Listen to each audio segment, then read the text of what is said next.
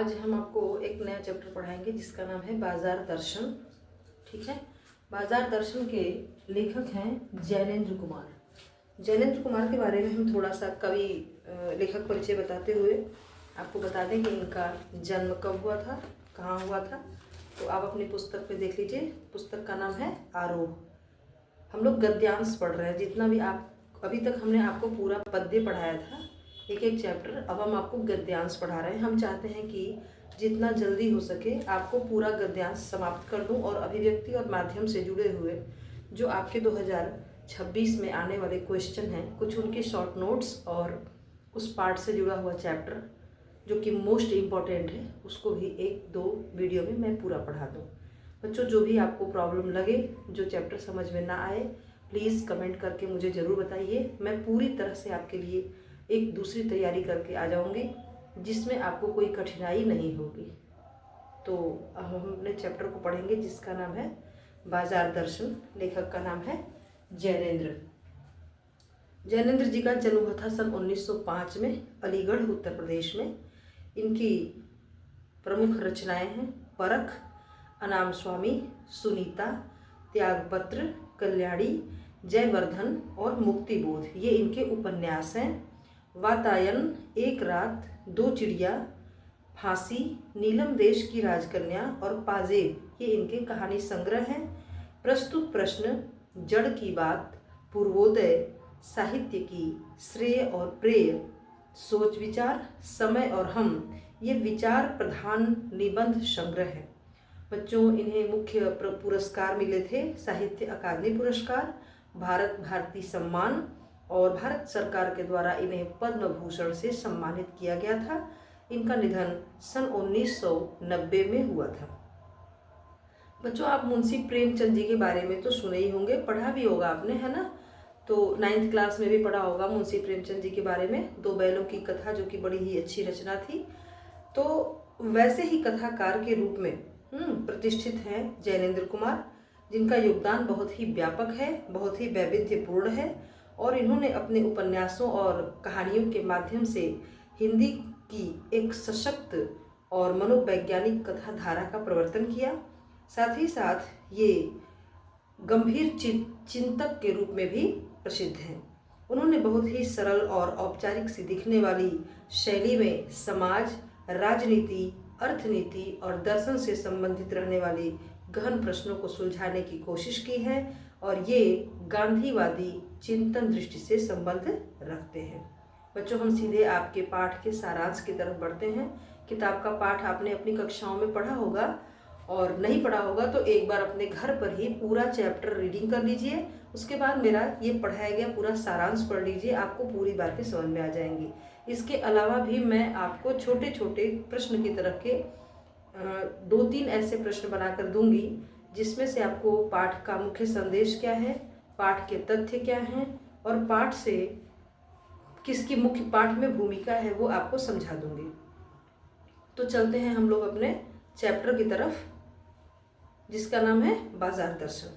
बच्चों, बाजार दर्शन पाठ में लेखक ने अनेक प्रकार की उदाहरणों के माध्यम से उपभोक्तावाद को स्पष्ट किया है। उपभोक्तावाद तो जानते ही होंगे। तो पाठ में लेखक ने 3 प्रकार के उपभोक्ताओं का वर्णन किया है। ठीक है। एक प्रकार का वह व्यक्ति होता है जो जेब में और मन में दोनों को खाली रखता है। जेब में पैसे नहीं होते और मन में विचार नहीं होते हैं। तो वो क्या करता है कि बाजार में जाता तो है और बहुत सारी चीज़ें, जेब और मन दोनों से खाली होने के बावजूद भी बाजार से बहुत सारी चीज़ें खरीद लाता है।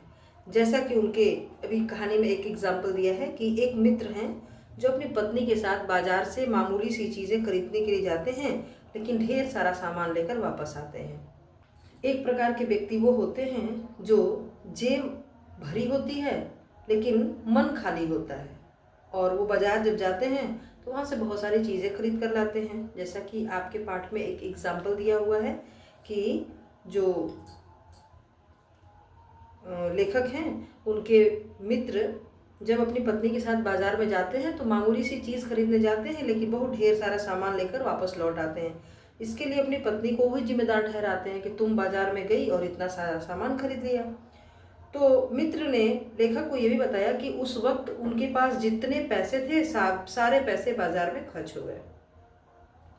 तो इस प्रकार की खरीदारी को जैनेंद्र कुमार यानी लेखक ने ये बताया कि बाजार जो है वो एक प्रकार का आकर्षण का केंद्र है, जिसके जादू में फंस कर के व्यक्ति क्या करता है, उसकी तरफ आकर्षित हो जाता है और वहाँ जाकर उसको महसूस होता है कि उसके पास कितना अभाव है, यानी उस अभाव की पूर्ति करने की चाहत में उसका मन करता है कि मैं सब कुछ खरीद लूँ। बाजार का जादू उतरने पर जो फैंसी चीज़ें होती हैं जो कि आराम देने की जगह पे उसमें खलल डालती हुई प्रतीत होती हैं। ऐसा लगता है कि वो उसको वहाँ पे परेशान कर रही हैं कि वो उन चीज़ों को नहीं ले पा रहा है। तो ऐसा तो एक नंबर वाले व्यक्ति हैं।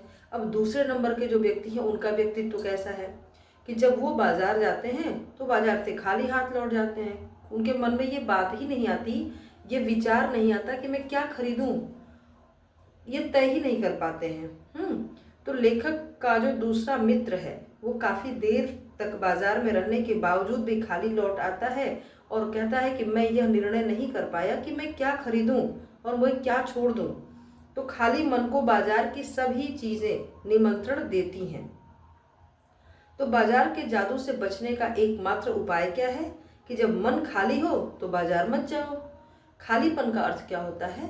खालीपन का अर्थ है कि किसी लक्ष्य या उद्देश्य का न होना। जैसे आपको बाजार जाना है लेकिन आप ये तय नहीं कर पा रहे हैं कि आपको बाजार में लेना क्या है, आप बाजार क्यों गए हैं। यदि आपको कुछ खरीदना है तो आप बाजार गए और वो चीज़ें लेकर के घर आ गए। यदि बाजार की किसी लुभावनी चीज़ ने आपको अपनी ओर आकर्षित किया तो आप कई सारी चीज़ें खरीद लिए। लेकिन जब आप बाजार गए और कुछ भी नहीं लेकर आए, अर्थात आपका मन भी खाली था, तो ऐसे लोगों को बाजार नहीं जाना चाहिए जिनके पास कोई लक्ष्य ना हो, कोई उद्देश्य ना हो। जो लोग किसी आवश्यकता बस बाजार जाते हैं उनका तो एक निश्चित लक्ष्य होता है और वो अपने उस लक्ष्य के अलावा और कोई चीज़ भी नहीं देखते, बस वही खरीद करके वापस आ जाते हैं। मन में लक्ष्य हो तो बाजार का आकर्षण काम नहीं करता है। जैसे आपको लेना है जो चीज़, आप केवल बाजार में वही चीज़ लेने के लिए गए हैं तो वही चीज़ खरीद करके आप सीधे अपने घर आ जाएंगे। आपको अन्य किसी चीज़ को लेने का मन ही नहीं करेगा क्योंकि आपका लक्ष्य ही पहले से तय है। तो बाजार की जो सार्थकता है कि ज़रूरत में काम आना, यानी बाजार में वो सारी चीज़ें उपलब्ध हैं जो आपको चाहिए, लेकिन आपका लक्ष्य निश्चित होना चाहिए कि आपको क्या चाहिए। तो लेखक कहता है कि मन खाली रखने का अर्थ क्या है? उसे बंद कर लेना नहीं है। मन को बलपूर्वक बंद करना हठयोग होता है, लेकिन उसको मनमानी करने की छूट भी नहीं देनी चाहिए। ये रहे हमारे दूसरे प्रकार के व्यक्ति। अब आपके किताब में लिखा है तीसरे प्रकार के व्यक्ति। तो तीसरे प्रकार के व्यक्ति ऐसे भी होते हैं जिन्हें बाजार का जादू अपने माया जाल में नहीं फंसा पाता है। लेखक के पड़ोसी हैं भगत जी। भगत जी जो कि काफ़ी समय से चूरन बेच रहे थे और प्रतिदिन 6 आने कमाने के बाद बाकी जो बचा हुआ सारा चूरन रहता था उसको बच्चों में मुफ्त में बांट देते थे। वे अपना चूरन ना थोक व्यापारी को देते थे ना कोई पेशगी ऑर्डर लेते थे। लेकिन अगर उन्हें बाजार में जीरा और नमक खरीदना है तो जो कि पंसारी की दुकान पे मिलता था, तो वे बाजार के चौक से ऐसे गुजर जाते हैं मानो उन्हें वे चीज़ें दिखाई ही ना दे रही हों। वे पंसारी की दुकान से अपने काम की चीज़ें लेकर तुरंत चल पड़ते हैं, यानी बाजार की चकाचौंध उन्हें अपनी ओर आकर्षित नहीं कर पाती।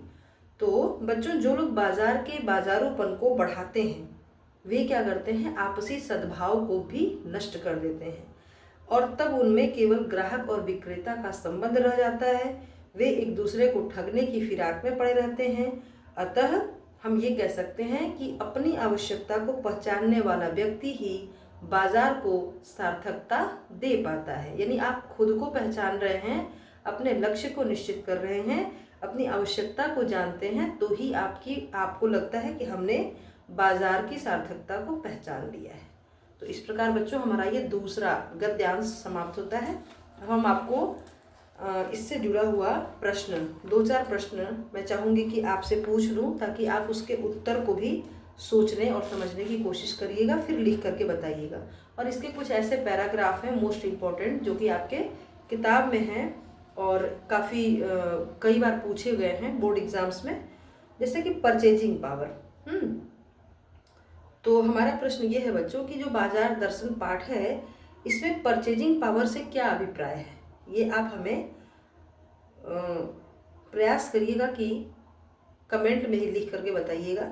जितना आप इसका शॉर्टकट शब्दार्थ ही लिख करके बताइएगा, मैं समझ जाऊंगी कि आप इससे जुड़ा हुआ प्रश्न बताना, आंसर बताना चाहते हैं।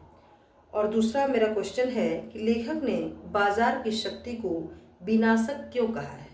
ठीक है, ये 2 प्रश्न हैं हमारी तरफ से, इन दोनों प्रश्नों को आप पढ़िएगा। अगर आपको इसके क्वेश्चन चाहिए तो प्लीज़ कमेंट में आप शेयर करके हमको बता दीजिए लिख करके, मैं आपको पूरे क्वेश्चन का PDF बनाकर दे दूंगी। आप उनको भी एक बार पढ़ जाइएगा, उनके पूरे आंसर पढ़ जाइएगा, आपको एग्ज़ाम्स में कोई परेशानी नहीं होगी। Okay, thank you.